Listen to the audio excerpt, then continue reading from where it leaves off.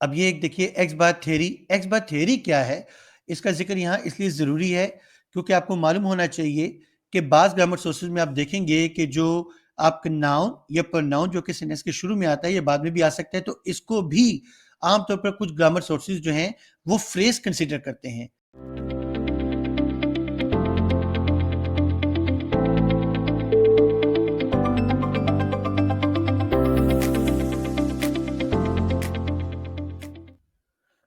अस्सलाम वालेकुम।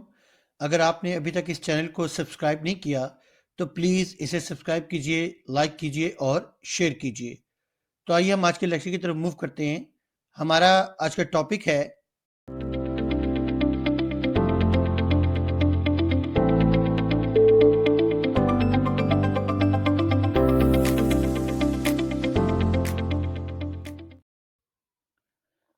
आज के लेक्चर में हम देखेंगे कि नाउन फ्रेज क्या है।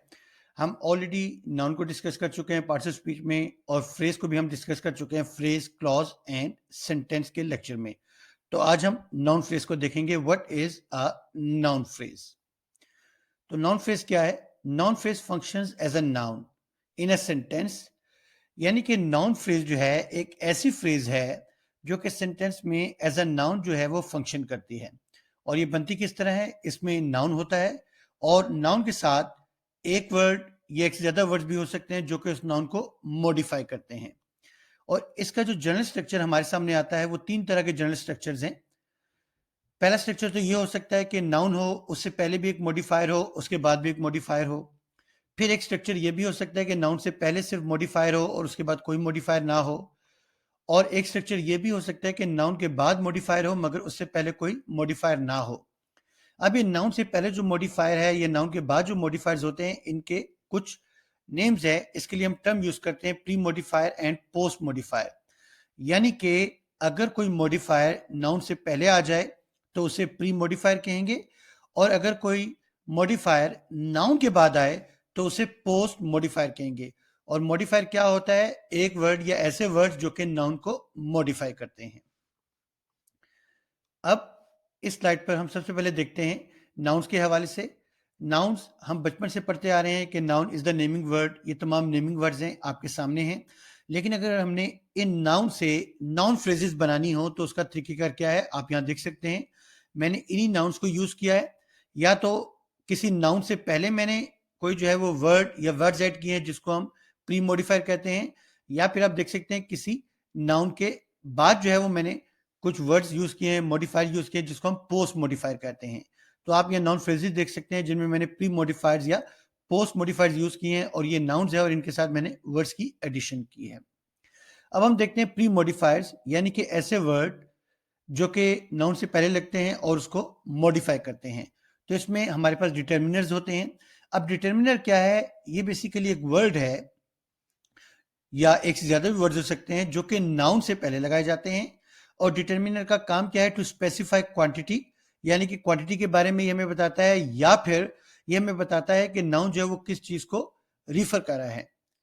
जैसे यहां आप देख सकते हैं कि आप नाउन से पहले आर्टिकल लगाएं। चूंकि हम प्री मॉडिफायर पढ़े हैं तो प्री मॉडिफायर में डिटर्मिनर्स हैं, ये डिटर्मिनर्स आपको दिए गए हैं। तो डिटर्मिनर्स में आर्टिकल्स हो सकते हैं, पॉजेसिव वर्ड्स हैं, डेमोन्स्ट्रेटिव वर्ड्स हैं, डिस्ट्रीब्यूटिव वर्ड्स हैं, क्वांटिफायर्स हैं।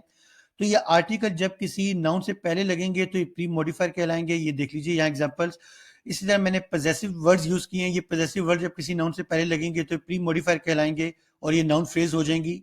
इससे यहाँ प्री मॉडिफायर्स डेमोन्स्ट्रेटिव हैं, प्री मॉडिफायर्स डिस्ट्रीब्यूटिव्स हैं, ये इसी तरह प्री मॉडिफायर्स क्वांटिफायर्स हैं। ये जब किसी नाउन से पहले लगते हैं तो ये उसको जो है मॉडिफाई करते हैं, इसलिए हम इनको प्री मॉडिफायर कहते हैं। और इनके साथ जब नाउन यूज होगा तो उस पूरी फ्रेज को हम नाउन फ्रेज कहेंगे। और हम एडजेक्टिव्स भी यूज करते हैं, जैसे small, big, intelligent, lazy etcetera. इस तरह के एडजेक्टिव्स भी जब किसी नाउन के साथ यूज होते हैं तो ये भी प्री मॉडिफायर्स कहलाते हैं, और वो पूरी फ्रेज जो है वो नाउन फ्रेज कहलाएगी। अब इसके बाद हम चलते हैं पोस्ट मॉडिफायर्स, यानी कि ऐसे मॉडिफायर्स या ऐसे वर्ड्स जो कि नाउन के बाद लगाए जाते हैं और उसको मॉडिफाई करते हैं। पोस्ट मॉडिफायर्स में हमारे पास प्रपोजिशनल फ्रेजेस हो सकती हैं, पार्टिसिपल फ्रेजेस, इन्फिनिटिव फ्रेजेस या रिलेटिव क्लॉजेस। प्रपोजिशनल फ्रेज हमें पता है कि क्या होता है। प्रपोजिशन के साथ ऑब्जेक्टिव प्रपोजिशन, यहां देखिए मैंने एक प्रपोजिशनल फ्रेज लगाई है। ये जो नाउन्स हैं इनसे पहले भी मॉडिफायर्स हैं, प्री मॉडिफायर्स हैं, लेकिन हमारे ये जो स्लाइड है इसमें हमारा फोकस पोस्ट मॉडिफायर्स पर है। तो आप देखिए नाउन के बाद मैंने एक प्रेपोजिशनल फ्रेज लगाई है जो कि इसको क्वालिफाई करी है, इसलिए ये पूरी एक नाउन फ्रेज बन जाएगी। इस नाउन के बाद मैंने फिर एक प्रेपोजिशनल फ्रेज लगाई है, इन द ब्लैक शर्ट, ये इसको मॉडिफाई करी है इसलिए नाउन फ्रेज बन जाएगी। फिर यहाँ भी मैंने आप देखिए मैंने पार्टिसिपल फ्रेज यूज किया, स्टैंडिंग नेक्स्ट टू यू, इसको क्वालिफाई करी है, इसको मॉडिफाई करी है, इसलिए पोस्ट मॉडिफायर जो है ये अब नाउन फ्रेज बन जाएगा इसके साथ मिलकर। इस तरह यहाँ आप देखिए पार्टिसिपल फ्रेज मैंने यूज की है, इस नाउन को मॉडिफाई करी है, ये भी पार्टिसिपल फ्रेज है जो कि पास्ट पार्टिसिपल मैंने यहाँ यूज किया है, ये दोनों प्रेजेंट है। तो ये पास्ट पार्टिसिपल फ्रेज जो है ये भी इस नाउन को मॉडिफाई करी है, ये पार्टिसिपल फ्रेज है। और यहाँ भी मैंने एक पास्ट पार्टिसिपल फ्रेज यूज किया जो कि नाउन को मॉडिफाई करी है, तो ये भी एक पार्टिसिपल फ्रेज है। The children covered in mud, ये पूरी एक नाउन फ्रेज है क्योंकि नाउन को मॉडिफाई करा है, ये प्री मॉडिफायर है और ये पोस्ट मॉडिफायर। फिर इन्फिनेटिव फ्रेज, इन्फिनेटिव फ्रेज जो है ये भी पोस्ट मॉडिफायर के तौर पे काम करती है। जैसे यहाँ देखिए नाउन है, इसके बाद मैंने एक इन्फिनेटिव फ्रेज लगा दी जो कि टू से शुरू हो रही है, टू टीच इंग्लिश, ये इन्फिनेटिव फ्रेज है। और इसी तरह यहाँ मैंने to wear at the wedding, तो ये भी एक इन्फिनेटिव फ्रेज है जो कि पोस्ट मॉडिफायर है। फिर यहाँ मैंने रिलेटिव क्लॉज यूज किए जो कि रिलेटिव प्रोनाउन से यूज होती हैं, और ये क्लॉजेज एडजेक्टिव क्लॉजेज भी कहलाते हैं क्योंकि नाउन को जो है ये क्वालिफाई करती हैं। तो यहाँ हम बात करें पोस्ट मॉडिफायर जो कि इसके साथ मिलके एक नाउन फ्रेज बनता है। तो the man who gave me some money, ये एक नाउन फ्रेज है। यहाँ who gave me some money एक रिलेटिव क्लॉज है जो कि पोस्ट मॉडिफायर के तौर पे काम कर रही है और इस नाउन को मॉडिफाई करी है। और यहाँ भी एक रिलेटिव क्लॉज मैंने यूज किया जो कि एक एडजेक्टिव क्लॉज है, वो इस नाउन को मॉडिफाई करी, तो ये पूरी क्लॉज जो है, सॉरी ये जो पूरी एक फ्रेज है ये नाउन फ्रेज बन जाएगी। The book that you gifted him last week, तो ये एक फ्रेज है। और अब ये जो फ्रेज है ये एक नाउन फ्रेज बन गई। इसके अलावा हमारे पास जेरेंट फ्रेज या इन्फिनेटिव फ्रेज ये भी होते हैं। अब इनका काम क्या है? इनका काम भी वही है जो कि एक नाउन का काम होता है, जैसे कि हम शुरू में डिस्कस कर चुके हैं कि जो नाउन फ्रेजेस हैं वो बिल्कुल उसी तरह फंक्शन करती हैं जिस तरह के एक नाउन सेंटेंस में फंक्शन करता है। इसी तरह जो जेरेंट फ्रेज है या इन्फिनेटिव फ्रेज है ये भी उसी तरह फंक्शन करेंगी जिस तरह के एक नाउन जो है वो सेंटेंस में जो है उसका काम है। जैसे यहां देखिए gerund phrase, dancing in the rain makes me happy. अब ये जेरेंट फ्रेज है, what makes me happy? Dancing in the rain. He loves what? Going to new places. तो ये दोनों जेरेंट फ्रेजेस हैं, सब्जेक्ट ऑब्जेक्ट प्लेसेस पर हैं। यहां पे इन्फिनेटिव फ्रेज मैंने ऑब्जेक्ट प्लेस और सब्जेक्ट प्लेस पे रखी है। She likes what? To dance in the rain. My dream is what? To be a doctor. To join the Pak army is his dream. आप कह सकते हैं what is his dream? To join the Pak army. तो आप यहां देख लीजिए gerund phrase और इन्फिनेटिव फ्रेजेस को मैंने यूज किया है जो कि एज अ नाउन जो है फंक्शन कर रहे हैं। इन्होंने नाउन की जगह ली हुई है तो इसलिए ये नाउन फ्रेजेस हैं। अब हम देखते हैं फंक्शंस ऑफ नाउन फ्रेजेस के नाउन फ्रेज के फंक्शन क्या है। It can function as a subject in a sentence. जैसे देखिए who was looking at me, तो ये जो सब्जेक्ट प्लेस है यहां मैंने एक नाउन फ्रेज लगाई है, a beautiful child in that flat. तो ये एक सब्जेक्ट है की जगह पर आ गया है, तो ये noun phrase is functioning as a subject. फिर noun phrase is functioning as an object, I saw what, तो ये ऑब्जेक्ट की जगह पर एक पूरी नाउन फ्रेज आ गई है, तो ये ऑब्जेक्ट के तौर पे फंक्शन करी है। इसी तरह अब ये एक देखिए एक्स बार थ्योरी। एक्स बार थ्योरी क्या है, इसका जिक्र यहाँ इसलिए जरूरी है क्योंकि आपको मालूम होना चाहिए कि बाज ग्रामर सोर्सेज में आप देखेंगे कि जो आपका नाउन या प्रोनाउन जो कि सेंटेंस के शुरू में आता है, ये बाद में भी आ सकता है, तो इसको भी आमतौर पर कुछ ग्रामर सोर्सेज जो हैं वो फ्रेज कंसिडर करते हैं, या फिर नाउन फ्रेज आप कह लें इसको कंसिडर करते हैं। तो ये एक्स बार थ्योरी है। तो एक्स बार थ्योरी जो लोग इसको फॉलो करते हैं वो इस प्रोनाउन को जो कि सेंटेंस में आए इसको भी नाउन फ्रेज कहते हैं। लेकिन हम चूंकि जनरल ग्रामर के हवाले से बात कर रहे हैं जो कि हमारे इस वक्त कोर्स के हवाले से चल रहा है एक सेटअप, तो उसके हवाले से अगर हम बात करें तो हमारे यहाँ जो ग्रामर पढ़ाई जा रही है अभी जनरली उसमें इसको नाउन फ्रेज कंसिडर नहीं किया जा रहा इस लेवल पर। इसलिए हम नाउन या प्रोनाउन जो है जो एक्स बार थ्योरी के मुताबिक है हम उसमें नहीं पढ़े, हम इसको सिर्फ जनरल डिस्कस करें जो कि हम आमतौर पर स्टूडेंट्स को पढ़ाते हैं। तो हम इसको फ्रेज कंसीडर नहीं करेंगे, हम सिर्फ फ्रेज कंसीडर करेंगे ग्रुप ऑफ वर्ड्स। तो एक्स बार थ्योरी जो है ये उसके मुताबिक नाउन फ्रेज है। जो लोग इसको फॉलो करते हैं वो इसको नाउन फ्रेज समझते हैं, और जो लोग इसको फॉलो नहीं करते वो इसको नाउन फ्रेज नहीं समझते। तो ये एक इंफॉर्मेशन है, आपको बता दूं कि कुछ ग्रामर सोर्सेज में अगर आप देखें कि इसको नाउन फ्रेज कहा गया है तो आपको मालूम होना चाहिए कि ये एक्स बार थ्योरी के मुताबिक है। अब हम नेक्स्ट सेंटेंस पे चलते हैं। यहां आप देखिए कि जो नाउन फ्रेज है, it is functioning as a complement. Complement क्या होता है? जब आप नाउन या प्रोनाउन के बारे में कोई चीज बता रहे होते हैं। तो you are a good friend, तो यहाँ आप यू के बारे में बता रहे हैं, यहाँ शी के बारे में बता रहे हैं कि शी इज अ टीचर। तो ये जो दोनों कॉम्प्लीमेंट्स हैं, ये नाउन फ्रेजेज हैं। तो noun phrase is functioning as a complement in these two sentences. और फिर noun phrase can also function as an object of preposition. Preposition for है, ये इसका ऑब्जेक्ट है। तो ये जो ऑब्जेक्टिव प्रेपोजिशन है, ये भी एक नाउन फ्रेज है, क्योंकि इसमें जो हेड वर्ड है, जो मेन वर्ड है, वो है नाउन, जो कि चिल्ड्रन है। अब हम नेक्स्ट देखते हैं इसकी कुछ एग्जांपल्स नाउन फ्रेजेस के हवाले से। और इस स्लाइड पर हम देखेंगे noun phrases are functioning as a subject और एज एन ऑब्जेक्ट। फिर हम कॉम्प्लीमेंट के तौर पे देखेंगे, जिसमें सब्जेक्ट कॉम्प्लीमेंट, ऑब्जेक्ट कॉम्प्लीमेंट और फिर ऑब्जेक्टिव प्रेपोजिशन भी हम देखेंगे।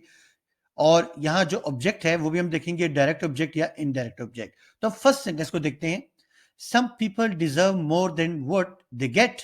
अब यहाँ देखिए, सम पीपल, ये एक नाउन फ्रेज है, क्योंकि इसमें जो मेन वर्ड है, हेड वर्ड है, वो नाउन है। तो some people is a noun phrase functioning as a subject in this sentence. अब इस सेंटेंस में the company needs some great minds in the marketing team. अब यहाँ देखिए, द कंपनी, ये एक नाउन फ्रेज है फंक्शनिंग एज अ सब्जेक्ट। यहाँ फिर एक मेन वर्ड जो है वो माइंड्स है, जो कि एक नाउन है। तो some great minds functioning as an object, in preposition है। और ऑब्जेक्टिव प्रेपोजिशन जो है वो आप देख सकते हैं, द मार्केटिंग टीम, इसमें टीम जो है वो मेन वर्ड है, मेन जो नाउन है ये हेड वर्ड है। तो द मार्केटिंग टीम, ये भी एक नाउन फ्रेज है। तो ये it is functioning as an objective preposition. इसी तरह I gifted my friend a black shirt. तो डायरेक्ट ऑब्जेक्ट, इनडायरेक्ट ऑब्जेक्ट को हम डिस्कस कर चुके हैं जेरेंट के लेक्चर में, जहां हमने जेरेंट्स के हवाले से डिस्कशन की थी। तो बहरहाल यहाँ हम देख रहे हैं इनडायरेक्ट ऑब्जेक्ट और डायरेक्ट ऑब्जेक्ट। तो यहाँ देख लीजिए कि दोनों नाउन फ्रेजेस हैं, जो कि इनडायरेक्ट ऑब्जेक्ट और डायरेक्ट ऑब्जेक्ट के तौर पे काम करी हैं। अब इस सेंटेंस में देखते हैं, I am a big fan of your work. तो अ बिग फैन, ये कॉम्प्लीमेंट है, जो कि सब्जेक्ट कॉम्प्लीमेंट है। सब्जेक्ट कॉम्प्लीमेंट का मतलब क्या है? जब आप सब्जेक्ट के बारे में बता रहे हो। और ऑब्जेक्ट कॉम्प्लीमेंट क्या है? जब आप ऑब्जेक्ट के बारे में बता रहे हो। भी हम आगे चल के देखेंगे। तो ये सब्जेक्ट के बारे में बता रहा है, आई के बारे में, इसलिए सब्जेक्ट कॉम्प्लीमेंट है। फिर प्रेपोजिशन और ऑब्जेक्टिव प्रेपोजिशन, इसमें फिर एक नाउन है, तो ये आपकी नाउन फ्रेज है। You are the love of my life. अब यू आर, अब ये जो है कॉम्प्लीमेंट, ये फिर सब्जेक्ट के बारे में बता रहा है। तो इसलिए पूरी जो कॉम्प्लीमेंट है, जो कि एक नाउन फ्रेज है, ये सब्जेक्ट कॉम्प्लीमेंट है। तो noun phrase is functioning as a subject complement. फिर nobody considered me a worthy candidate for the job.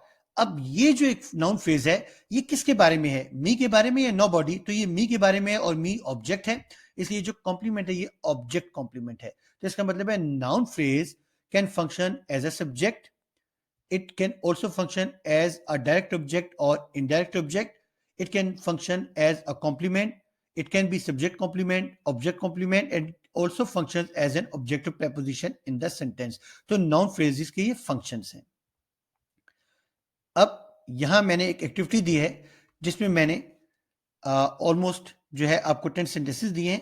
आपने 10 सेंटेंसेस में करना क्या है कि नाउन फ्रेजेस को आपने आइडेंटिफाई करना है। तो एक सेंटेंस में एक नाउन फ्रेज से ज्यादा भी हो सकती हैं, इसलिए आपने सिर्फ हर सेंटेंस में एक नाउन फ्रेज को आइडेंटिफाई नहीं करना, बल्कि आपने देखना है कि क्या उस सेंटेंस में एक से ज्यादा नाउन फ्रेजेस हैं। अगर हैं तो आपने उनको आइडेंटिफाई करना है और उनको जो है वो अलग से लिख लेना है। और ये एक्टिविटी आपने अटेम्प्ट करने के बाद फिर डिस्क्रिप्शन में जो पीडीएफ फाइल है उसको डाउनलोड कर लीजिए, और वहां से इस एक्टिविटी को टैली कीजिए कि आपके जो आंसर्स हैं क्या वही हैं जो कि इसकी रिस्पॉन्स शीट में दिए गए हैं।